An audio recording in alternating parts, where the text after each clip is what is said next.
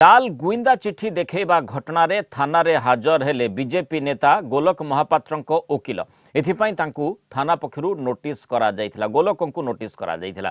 गत 18 तारिख दिन गुइंदा विभागर एही नकली चिठीर खुलासा करथिला राज्य बीजेपी तदंतरु जना पड़िथिला। कर्नाटक विधानसभा निर्वाचन बेले समान ढंगरे चिठी वायरल होइथिला।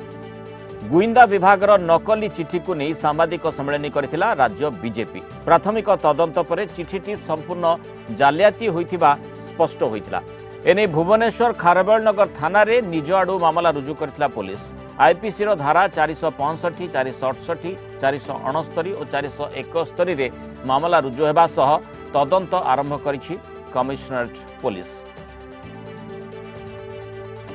आज गोलक प्रसाद महापात्र को पुलिस जो 91 सीआरपीसी नोटिस देते तार गोटे एक लिखित उत्तर आम दवाई पुलिस को दवाई आसलु।